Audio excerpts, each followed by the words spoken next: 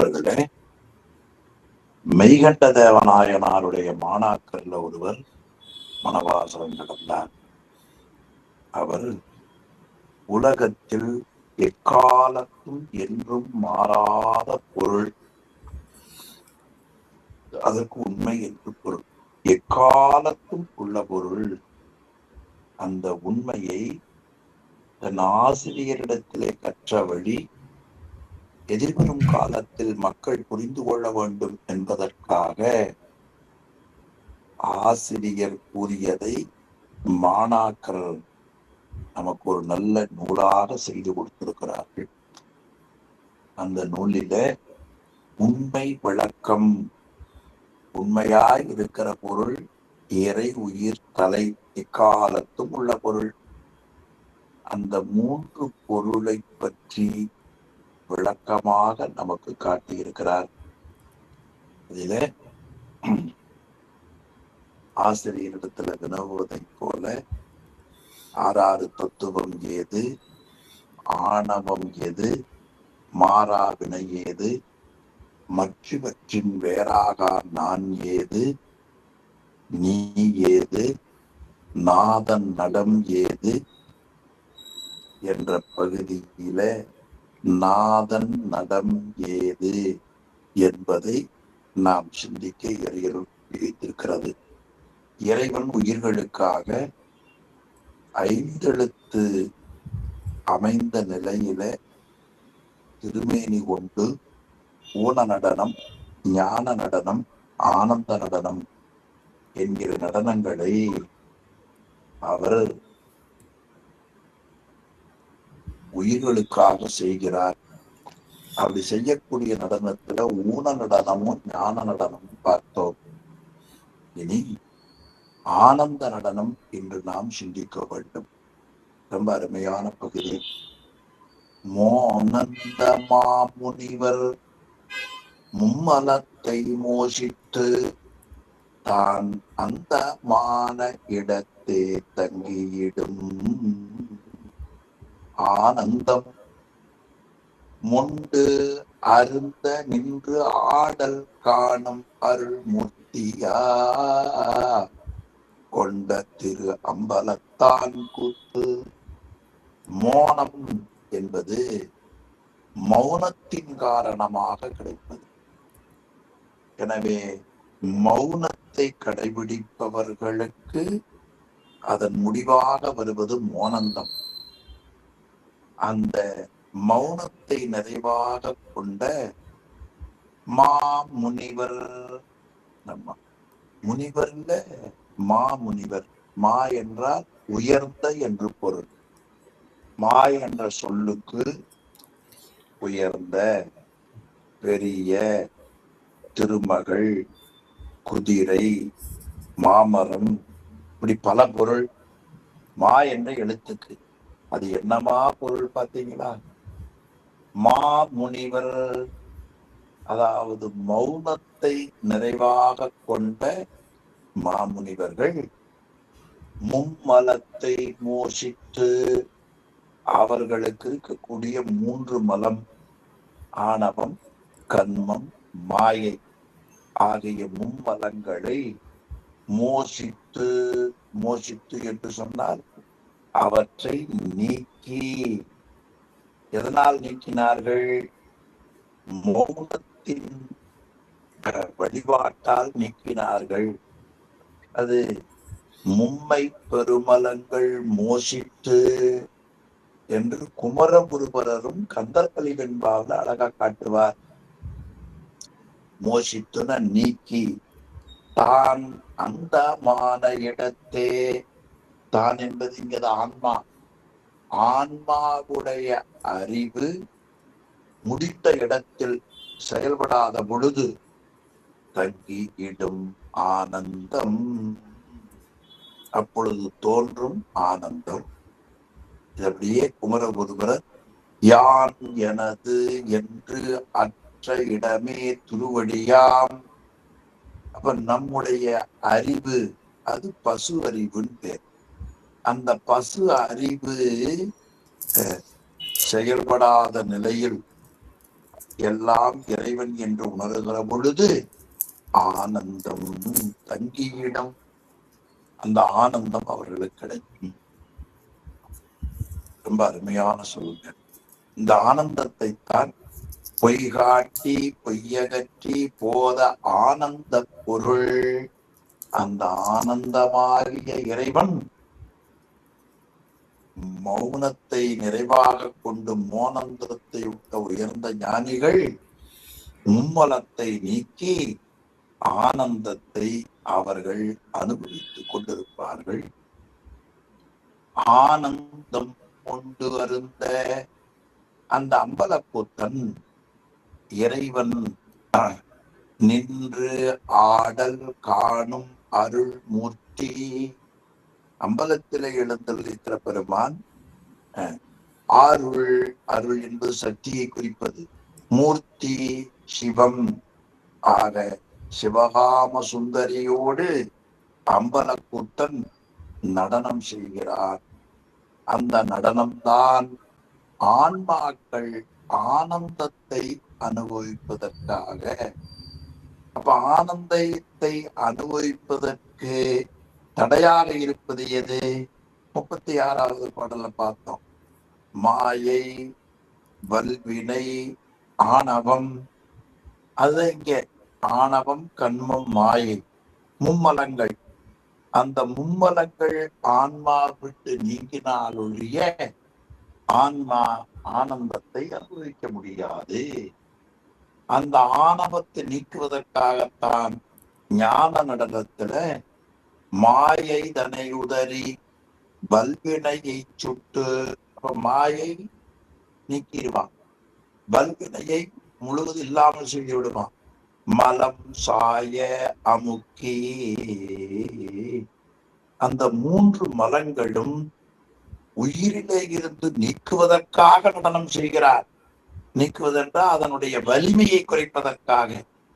இங்க மாயை, மலம், வல்வினை, மலம், இந்த 3 தான் 37வது பாடல்ல மும்மலத்தை மோசித்து.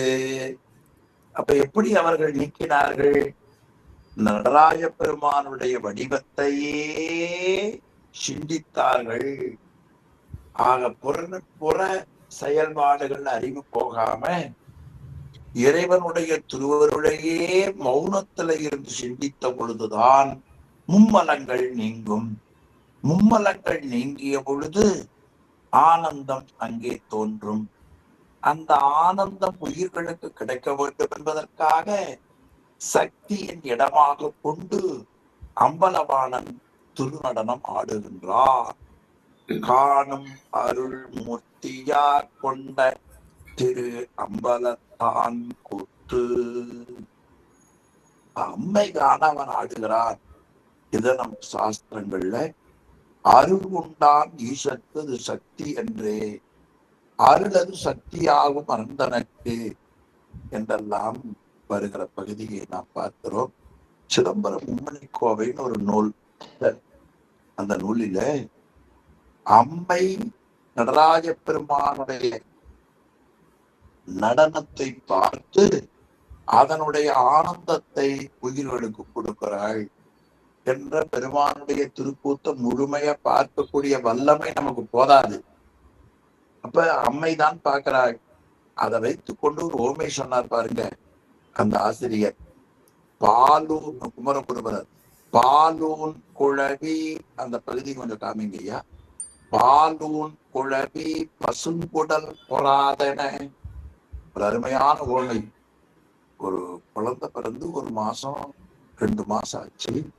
அந்த குழந்தைக்கு ஏதாவது ஒரு நோய் வறுமையானால் அதுக்கு மருந்து சாப்பிடணும். நாம அந்த மருந்தை சாப்பிடலாம்.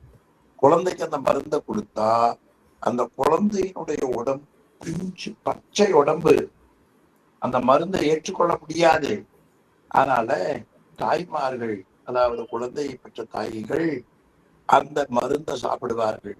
அந்த மருந்து பால் வழியா குழந்தைக்கு போய் நோய் தீர்க்குமா. பாலூன் குழவி பசுங்குடல் பொறாதென. எதனால பொறாது? மருந்த நேரம் சாப்பிட்டா உடம்பு தாங்காது. அதுக்காக குழந்தைக்கு கொடுக்க வேண்டிய மருந்தை, நோயூன் மருந்து, குழந்தைக்கு வந்த நோய்க்கு தேவையான மருந்தை தாயுண்டாங்கு, அம்மா சாப்பிட அது பால் வழியா போக அப்பொழுது அந்த குழந்தைக்கு நோய். அதுவா போல மண்ணுயிர் தொகுதிக்கு இன்னருள் கிடைப்ப, நிலை பெற்றிருக்கக்கூடிய உயிர்களுக்கு ஆனந்தம் கிடைக்கும் பொருட்டு திருந்திழை காண சிற்றவை பொலிய திருநடம் புரிகிறார்.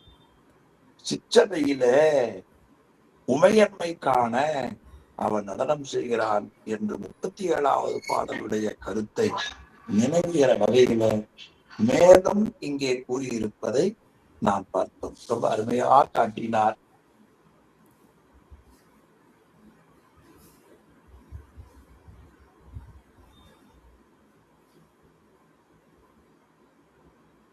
என்று ரொம்ப அழகா காட்டினார். நீ அடுத்த திருப்பாடல் ரொம்ப அருமையா காட்டினார். அவருடைய ஆடலை பார்ப்பதால் நமக்கு என்ன பலன்? அவருடைய ஆடலை பார்ப்பதால் நமக்கு என்ன பயன்? முந்தைய பாட்டை என்ன காட்டினார்?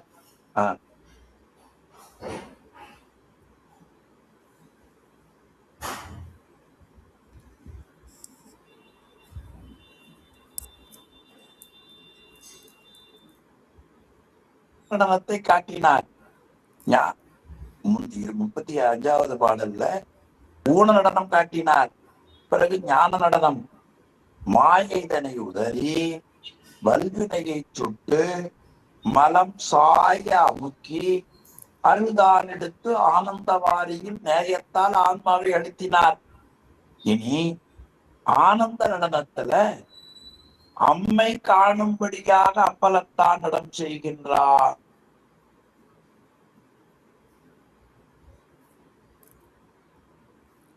காணும்படியாக அப்பலத்தான் நடனம் செய்கிறான். அந்த நடனத்தை யார் பார்க்கிறார்களோ, யார் பார்க்கிறார்களோ அவர்களுக்கு பிறப்பில்லை.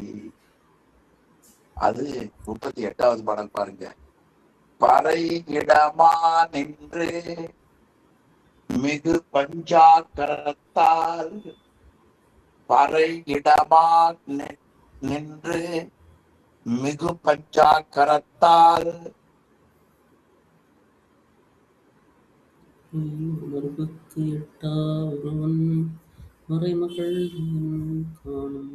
இடமா நின்று மிகு பஞ்சாக்கரத்தால் உரை உணர்வு எட்டா ஒருவனோ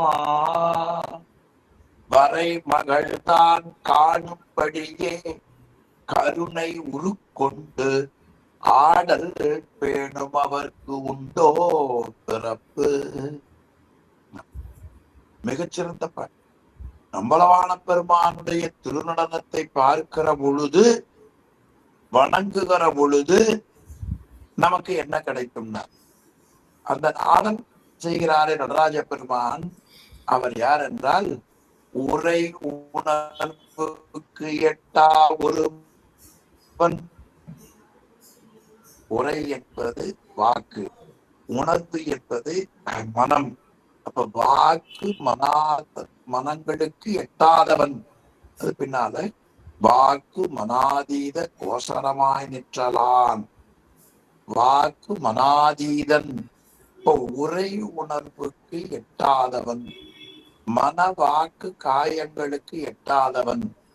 அப்படி எட்டாத ஒருவன், ஒப்பற்ற இறைவன், அவன் மிகு பஞ்சாக்கரத்தால், அருமையான சொல்லுங்க, மிகு பஞ்சாக்கரத்தால் மேலான 5 எழுத்துக்கள் வடிவமாக நம்ம முன்ன பார்த்தோம் இல்ல, நம சிவாய சிவாய நம. சுவாமியினுடைய நடராஜர் வடிவம். நா என்பது ஊற்றிய கால், மா என்பது தொப்புள், சி என்பது தோல், பா என்பது முகம், யா என்பது முடி, ஏப்பார் பார்த்தோம். சி என்பது உடுக்கு ஏந்தியகை, பாய் என்பது வீசியகரம், யா என்பது அபயகரம், நாய் என்பது நமக்கு நாய் என்பது நெருப்பேந்திய கரம், மா என்பது ஊன்றிய கரம் என்று இந்த அஞ்செழுத்து வடிவமாக இருப்பதை நாம் பார்த்தோம். அப்போ உடுக்க அஞ்செழுத்து சேர்க்கும் துடி சிகரம், சிக்கனவா வீசுகரம், வா ஆர்க்கும் யகரம் அபயகரம், பார்க்கில் இறக்கி அங்கி நகரம், அடுக்கில் முயலகனா மகரம். அந்த மிகுபஞ்சாக்கரத்தால், மிகுபஞ்சாக்கரம் மேலான அஞ்செழுத்து. இந்த மேலான அஞ்செழுத்து என்பதைத்தான் பெரும்பெயர் என்று நூல்கள் கூறுகின்றன. வடமொழியில மகா வாக்கியம் என்று சொல்லுவார்கள். அந்த அஞ்செழுத்தை நம்ம பார்க்க போறோம். இந்த அஞ்செழுத்து வடிவமாகத்தான் அவன் ஆடல் செய்கிறான் என்கிற கருத்தை முன்னமே அருமையா காட்டினார் நம்முடைய ஆசிரியர் மணவாசன் கடந்தார். அது 31வது பாடல்ல சிட்டன் சிவாய் நம என்னும் திருவெழுத்து அஞ்சாலே. அதுக்கு முன்னால சொன்னார், அஞ்செழுத்தாய் உற்று உருவாய் நின்று ஆடல் உள்ளபடி நான் பெற்றிட தன்னார் அருளாலே சாற்று. எவ்வளவு பெரிய கருணாமூர்த்தி பாருங்க. மிகு பஞ்சாக்கரத்தால், அப்போ 5 எழுத்து, அந்த 5 எழுத்தின் வடிவமாக 5 எழுத்துக்களாலான திருமேனி கொண்டு பறை இடமா பராசக்தி, பராவணமாவது நீரே, பராசக்தி ஆகிய திரு அம்பலத்தை இடமாக நின்று மிகு பஞ்சாக்கரத்தால் உரை உணர்வெட்டா ஒருவன் வரை மகள் தான் காணும்படி. உமையம்மைக்கு வரைமகள் பேர். மலை வளர் காதலி, மலையத்துவசன் மகள். வரைன இமயமலை, இமயமலைக்கு அரசனுடைய மகள். அதனால் மலைமகள் காணும்படி, மலைமகள் காணும்படி கருணை உருக்கொண்டு. சுவாமியினுடைய நடராஜர் உருவம் இருக்குது, கருணையே வடிவமாக உருவம். அந்த உருவம் பிளக்ஸ்ல போட்டோ, படத்திலேயோ அல்லது மண்ணிலேயோ ஐம்பொன்லையோ அந்த உருவத்தை பார்த்து கொண்டே இருந்தால்தான் அவனுடைய கருணையை நம்மால் பற்ற முடியும். வரை மகள்தான் காணும்படியே, உமையம்மை காணும்படியாக கருணை உருக்கொண்டு ஆடல். கருணையே வடிவமாக இருக்கிறார். அதைத்தான் ஆசிரியர் தெய்வ சேக்கிழார் பெருமான் தில்லைவாழம் என்ற புராணத்துல 2வது பாடல்ல காட்டுகிறார். கற்பனை கடந்த சோதி கருணையே உருவமாகி, கருணையே வடிவமாக இருப்பவன். அந்த கருணை சேக்கிழார் சொன்ன கருணைதான் கருணை உருக்கொண்டு ஆடல். அப்படி கருணையே வடிவமாக ஆடக்கூடிய அந்த பெருமானை பேணும் அவர். யாரெல்லாம் அவரை வழிபடுகிறார்களோ, வணங்குகிறார்களோ, நினைக்கிறார்களோ, போற்றுகிறார்களோ, அவர்களுக்கு உண்டோ பிறப்பு. எனவே அவர்களுக்கு பிறப்பு உண்டா என்றால் பிறப்பு இல்லை. உண்டோ ஓ என்பது ஓகாரம்.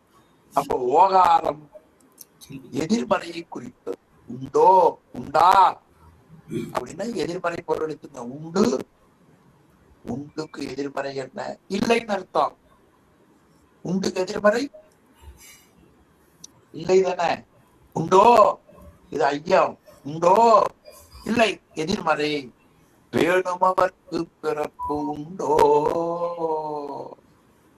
அழகான பாட்டு. பறையிடமா நின்று மிகு பஞ்சாக்கரத்தால் உரை உணர்வு எட்டா ஒருவன் வரை மகள்தான் காணும்படியே கருணை உருக்கொண்டு ஆடல் வேணுமவர்க்கு உண்டோ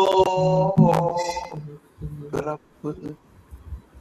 எனவே அவர் பிறப்பு இல்லை என்று பிறப்பு நீக்கிக் கொள்வதற்குள்ள வழியை காட்டுகிறார் சுவாமி. ஞான சம்பந்த பெருமான் தில்லை தரிசனம் போகிற பொழுது அண்ணலார்ந்த மக்களித்த மெஞ்ஞானமே ஆன அம்பலம். சுவாமி செங்காலி இருக்கிற ஞான சம்பந்தருக்கு பால் கொடுத்தார். அந்த மெஞ்ஞானமே ஆன அம்பலம் என்று பாடியிருப்பதை பார்த்தோம். எனவே உமையம்மையை இடமாக கொண்டிருப்பவன். அது நம்முடைய தமிழர்கள் சங்க இலக்கியத்திலேயே அதை பாராட்டி இருக்கிறார். நீலமேனி வாழிலைவாக ஒருவன் என்று நமக்கு அருமையா காட்டியிருக்கிறார். எனவே வரை மகள் தான் காணும்படியே ஒருவன் உரை உணர்வுக்கு எட்டா ஒருவன் கருணை உருக்கொண்டு ஆடல் அதை பேணும் அவர்க்கு உண்டோ பிறப்பு. அப்ப ஆடல் பேணும் அவர்க்கு பிறப்பு உண்டோ? இல்லை.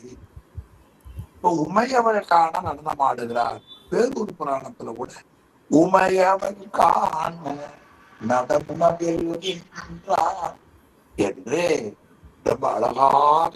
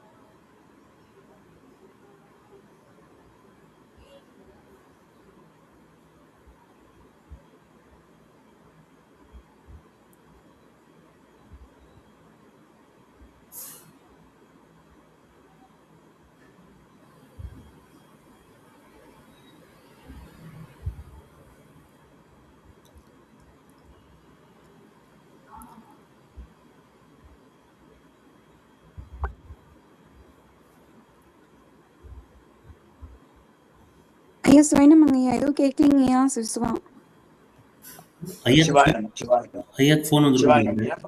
மன்னிக்கவும்.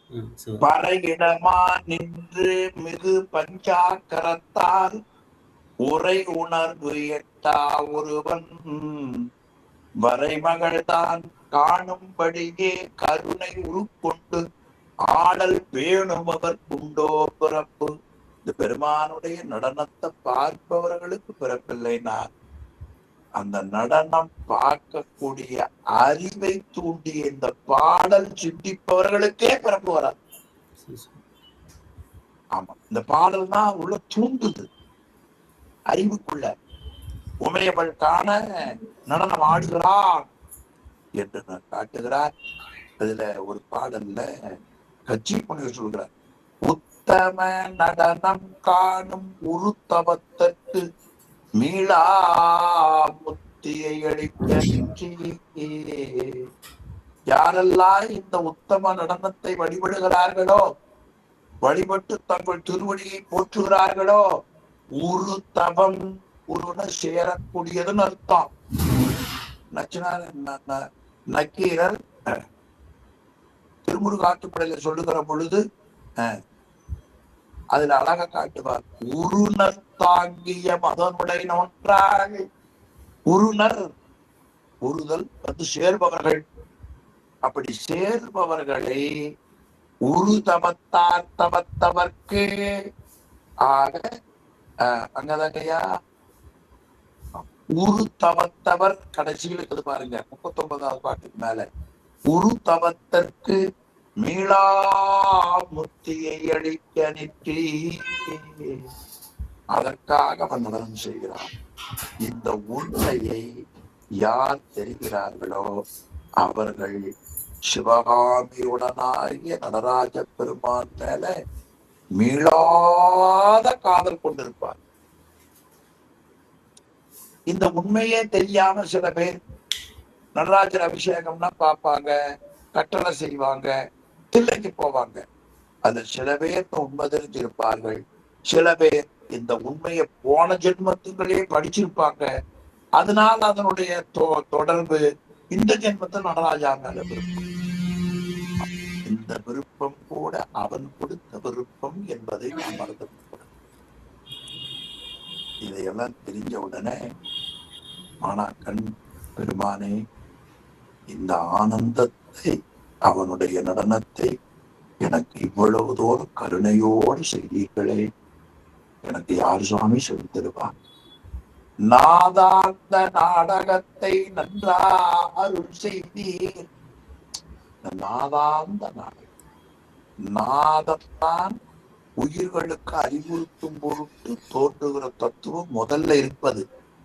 அந்த நாதத்தினுடைய அந்தமாக இருக்கக்கூடிய நடனம், நாதம் முடித்த இடத்துலதான் அவருடைய நடனம். அந்த நடனத்தை நன்றா அருள் செய்தி. இந்த நன்றான என்ன பொருள்? நல்லா மழை பெஞ்சதுன்னு வைங்க, நம்ம ஊர்ல எல்லாம் லட்சுமணையாவுக்கு தெரியும், காரைக்குடியில் மழை பெஞ்சுன்னு சொல்லுவாங்க. என்ன ஐயா மூணமான நம்ம ஊர்ல நல்ல மழையா அப்படிங்க? நல்ல மழைப்பா. இல்ல அப்புச்சி மழை நல்ல மழையா? நல்ல என்றால் மிகுதி அங்க. இப்ப இங்க நன்றா என்றால் எளிமையாக நான் புரியும்படி அருள் செய்தி. சில ஆசிரியர் கேட்பாங்க, என்னப்பா உனக்கு நல்லா விளங்குச்சா? நல்லா விளங்குச்சுன்னு என்ன அர்த்தம்? நன்றா என்பது நல்லான்னு சொல்லுவாங்க. நன்றா விளங்குச்சா? சாமி நீங்க எளிமையா சொன்னதால எளியேன் கொண்டேன், அதான் நன்றா. நன்றா அருள் செய்தி. நீங்க என்னுடைய அறிவு எவ்வளவோ அதுக்கு தக்கவாறு எளிமையாக அருள் செய்தி. தஞ்ச அருட்குருவே, தஞ்ச கடைசி வரி எடுத்த தஞ்ச அருட்குருவே. தஞ்சம் என்ற சொல்லுக்கு எளிமை என்று பொருள். தஞ்சம் என்ற சொல்லுக்கு என்ன பொருள்? எளிமை. எளிமையான பொருளாதார் எளிமையாக பாடம் சொன்னீர்கள் நடனத்தை பற்றி. தஞ்ச கிளவி எண்மை பொருட்டே என்று சொல்லதிகாரத்தில் தொல்காப்பியர் கூறியதை உரையாசிரியர் காட்டியது. தஞ்ச கிளவி எண்மை பொருட்டே. எப்படி தொல்காப்பியர் பாருங்க. சாந்தலிங்க சுவாமிகள் உரையில தமியேற்கு எளி மானுடனாகி நீ வந்து உன் தாள்கள் அளித்ததை.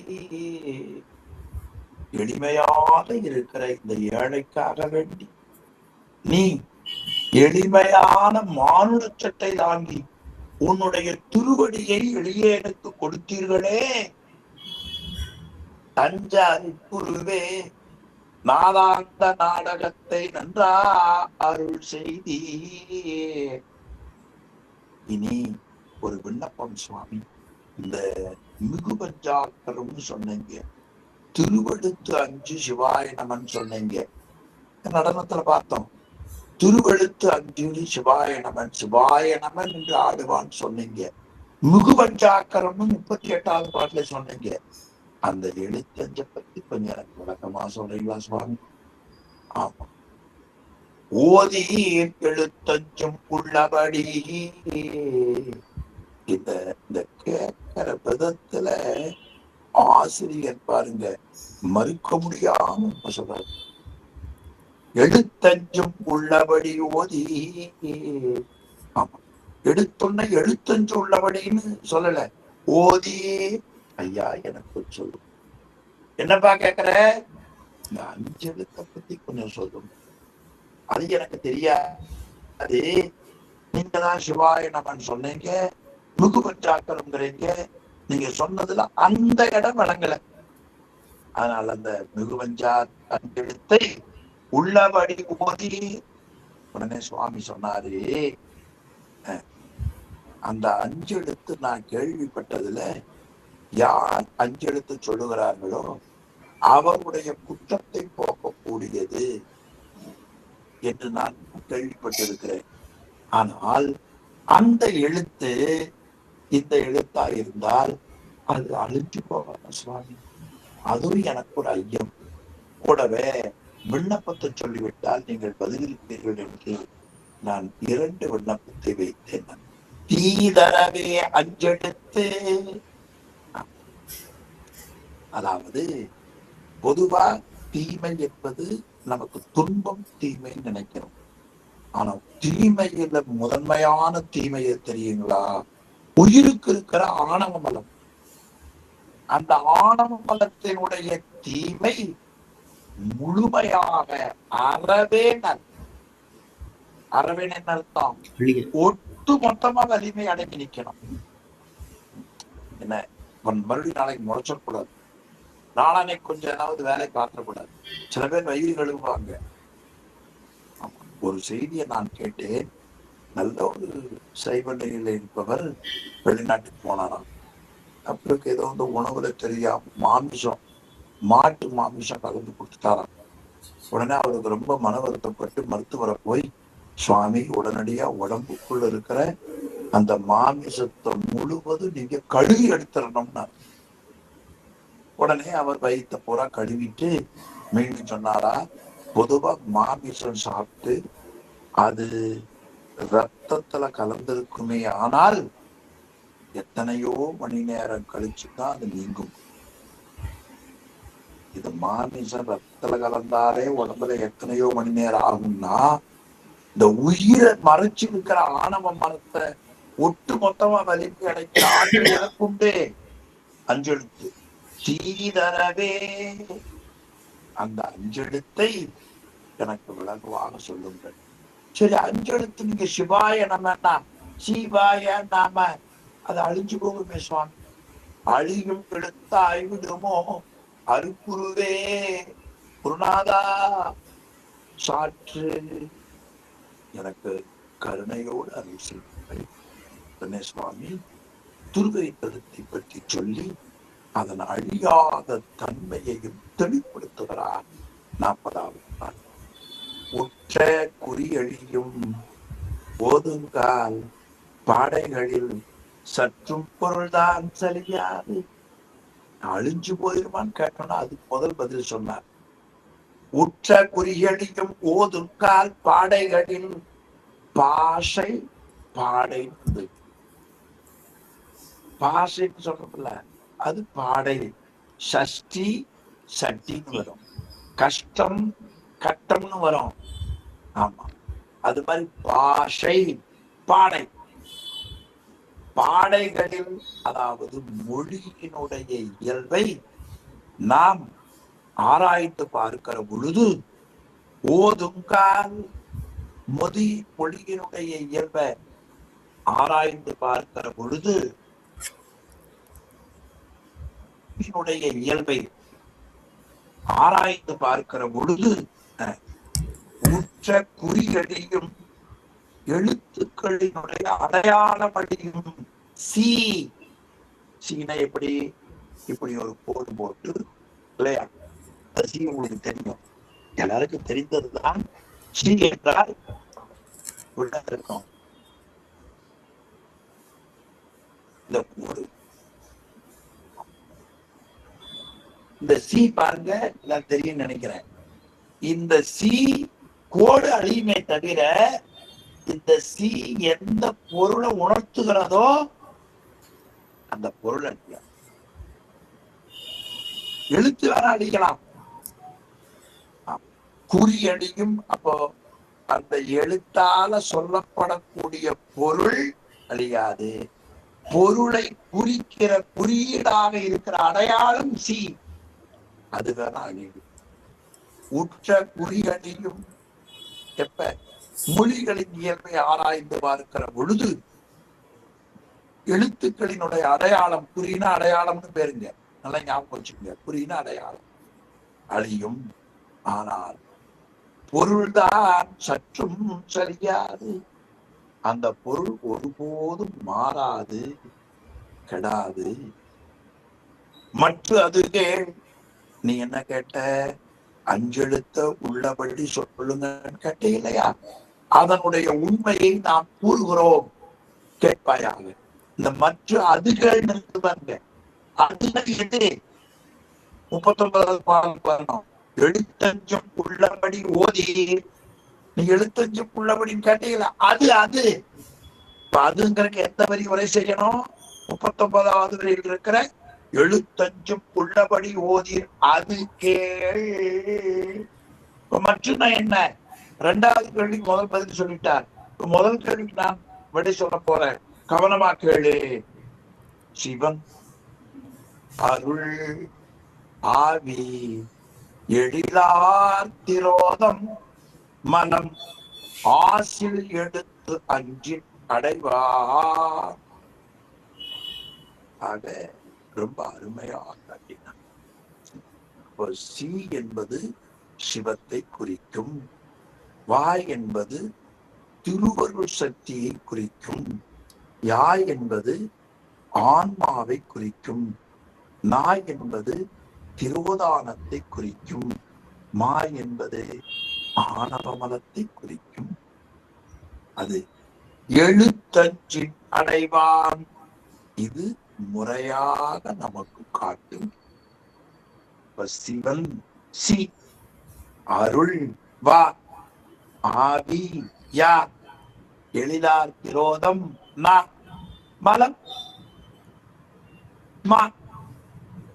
என்னமா பொருள் பார்த்தி? ஆசில் எடுத்து அஞ்சின் அடைவான் என்று நமக்கு முறையாக காட்டும் என்று நமக்கு காட்டினார். அஞ்செழுத்துல இந்த திரோதம் என்பது மறைப்பு சக்தி. இதுல மாயை கண்மமும் அடங்கிவிடும். அந்த திரோதான சக்தியே திருவருட்சக்தியாக மாறும் என்று பின்னால நாம கொஞ்சம் விரிவா படிக்க இருக்கிறோம்.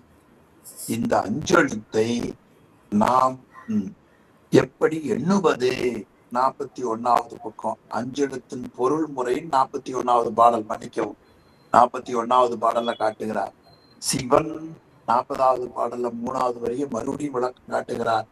சிவன் அருள் ஆவி திரோதம் மலம் ஐந்தும் அவன் எடுத்து அஞ்சின் அடைவான். இதேதான் இங்க காட்டினார். அதை அப்படியே மறுபடியும் சொல்லி, இவன் நின்று நம் முதலாவோதில் அருள் நாடாது, நாடும் அருள் சிம் முதலாவோது நீ சென்று. நீ அந்த அஞ்செழுத்து நமச்சிவாய சிவாய நம என்றுள்ளது நாம் முதலா ஓதுவாயேயானால் உலகியல் இன்பங்கள் நமக்கு இன்பமாக கிடைக்கும், துன்பம் நீங்கும். சி முதலா ஓதினால் திருவருளோடு சேர்த்து விடலாம். அதனாலதான் நாம் முதலா ஓதுவதை கொஞ்சம் ஓதிய பிறகு சி முதலா ஓத வேண்டும். அதை அடுத்த பாட்டுல இன்னும் வலியுறுத்தி காட்டுகிறார். அண்ணல் முதலா அழகா எழுத்தஞ்சும் எண்ணி ராப்பகல் அற்று இன்பத்தே நன்னி அருளானது சிவத்தை ஆர்க்கும் அணுவை இருளானது தீரையின்று. அண்ணல் என்பது சிவனுக்கு அண்ணல் பேர். அண்ணலே என்னை ஆண்டு கொண்டருடைய அமுதே என்பது சேக்கிழார் காட்டுகிறார். அப்ப அண்ணல் முதலா அழகா எழுத்தஞ்சும் சி முதலாக அளவு பொருத்திய திருவைத்தெழுத்தை எண்ணி வந்தால் ராப்பகல் அற்ற இடம், இரவும் பகலும் அற்றது. அது ஆணவம் மலம் நீங்கி கேவலம் என்பது இரவு, அடுத்து சகலம் என்பது பகல். இந்த ரெண்டு அவத்தைகளும் நீங்கி இந்த 2 அவத்தையை பற்றி பின்னால் நாம் அடுத்த நூல்ல படிச்சுக்குவோம். இப்ப அதை குழப்பிக்க வேண்டாம். இரவுனா கேவலம், பகல்னா சகலம். பின்னால படிப்போம். அந்த 2ஐயும் நீங்கி அருள் வாவாகிய அருள் அணுவை யாவாகிய உயிரை இருளானது தீர நான் நீங்க அருள் அணுவை யாவை சிவத்தே ஆக்கும். யகரம் நகர மகரங்களை விட்டு பகரத்தின் உதவியால் சிவரத்தை போய் சேரும் என்று ரொம்ப அருமையா சொல்லப்படுகிறது. இதுல அணுன்னு ஒரு சொல்ல ஆரம்பிச்சு சொல்றார். அணு என்பது ஆன்மாவை குறிப்பது. ஆணவத்தால் ஆன்மாவின் அறிவு அணுத்தன்மை ஆவதால் ஆன்மாவிற்கு அணு என்று பெயர். அப்ப அந்த 5 எழுத்தை எப்படி ஓத வேண்டும்? அருமையா காட்ட 43வது பாடல். ஆதி மலம் இரட்டும் ஆதியா ஓதினால் செதியா மும்மதம் தீர்வாக ஓதம் பதிப்பரிதாம் இன்பத்தே வாழலாம் மாறி விதிப்படியோது அஞ்செழுத்துமே. ஆதி மலம் இரண்டும் சிவாய நா என்று சொல்லப்படுவது. நாங்கள் சொல்லப்படுவதில்லை. நா என்பது திரோதான சக்தி, அது ஆதிசக்தி என்று சொல்லப்படும். இந்த ஆதிசக்தியை பற்றி நாம் நெஞ்சு கொடுத்துவதில் விரிவா படிக்க இருக்கிறோம். சிவபிரகாசத்திலும் படிக்க இருக்கிறோம். இப்போதுக்கு ஆதிசக்தின்னு ஞாபகம் பெயர் மட்டும் வச்சுங்க. அந்த ஆதிசக்தி என்று சொல்லப்படுவதுதான் திரோதான சக்தி. ஆதிசக்தி திரோதான சக்தி எல்லாம் ஒரே சக்தியை குறிப்பது. அப்படி ஆதிசக்தியையும் திரோதான சக்தியையும் குறிப்பது எது? நான் மலம், ஆணவ மலம். நாமா இரண்டும் ஆதியா ஓதினால் நம சிவாய என்று நாம முதலா வச்சு ஓதினால் சேதியா மும்மலம் தீர்வான 3 மலங்களையும் களைய முடியாது. சேதித்தல்னா களைதல். மும்மலமும் செடியா, ஆக 3 மலங்களையும் களைய முடியாது. தீர்வாக. எனவே அப்படி நீ கணிப்பாயேனால் துன்பங்கள் தீர்ப்பதற்கு துணையாகாது. போதம் பதிப்பரிதாம். எனவே நீ பேரின்பத்தை உடனே பெற முடியாது. நீ என்ன செய்ய வேண்டும்?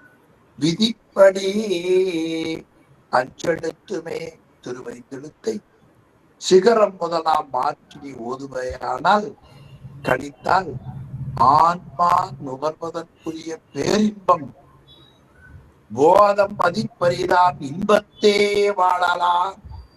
பேரின்பத்திலே உயிர் வாழும் என்று சிவாய நம என்று நமக்கு போத செய்தார். அப்படின்னா நமச்சிவாய சொல்ல வேண்டான்னு அர்த்தம் இல்லை. நமச்சிவாய முதல் படிநிலை. அது நமச்சிவாய வாழ்க சிவரால் அப்படிதான் தொடங்குறது.